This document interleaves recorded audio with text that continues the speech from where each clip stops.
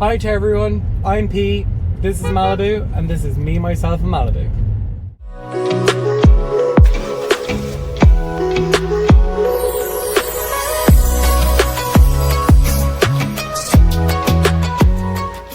In today's video, I got to thinking, because during the week I asked some young lads at my work what sound system I should put in my next car, and they looked at me funny. They knew nothing about sound systems. And I was like, oh, you're making me feel so old, because the first thing you did when you got a car, an old car when you're young, is you put a sound system into it. You put your CD player into it and your speakers, and you have car discos all the time. But now with cars come with stock with really good sound systems. And then I got into thinking about the infotainment systems in these cars. 20 years ago, you used to judge a car on how it felt, by how the leather on the steering wheel, the leather of the seats, the door cards, the dash. That's how you could tell a luxury car, a lovely fake wood finish. But now you judge a car on its infotainment system. You get in and that is the main thing that you are going to be looking at. The first thing I judge a modern car on is how quickly I can get my music blaring through it. How quick I can get Whitney Houston wailing through the speakers. If I get into a car and I'm trying to hook up the Bluetooth and it takes me longer than 30 seconds, I immediately go, oh, I don't like this car. No, I don't like this car. It's too complicated, way too complicated. But if a car does it really well,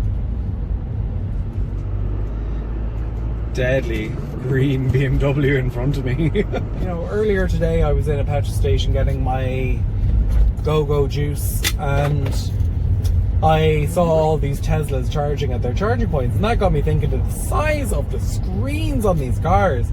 Humans, we attack of the screens. We are just always in front of a screen. Work, home, sitting usually probably on our phone with a laptop on, with a computer, with a TV on. Infotainment systems in cars, the screens are getting bigger and bigger and bigger and bigger. You know, the Tesla screens are massive. Ford are introducing massive screens now. Volvo used to have a very big screen, but now not compared to what's happening in the market. I might be an old romantic, but I remember just driving late at night. I have everything dimmed down. I'm listening to a lovely audiobook or music low, and I'm cruising along and I enjoy my drive. If the screen does not black out or go dim, I get very annoyed. And on some cars they don't. In some cars they do not go down. My breath smells like I was working the docks.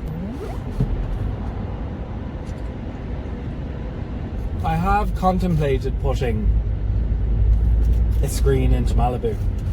And I'm almost ready there. Like, I'm there with my card. I'm about to pay.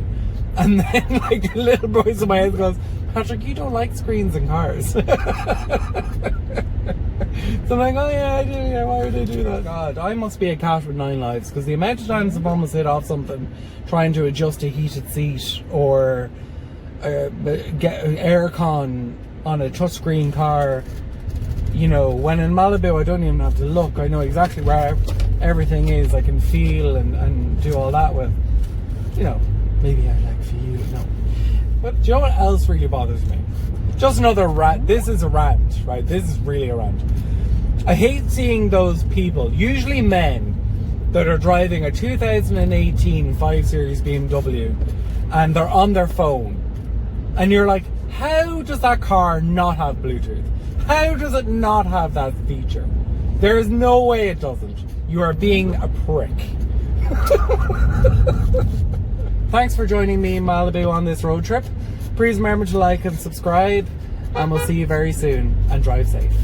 Attack of the screens!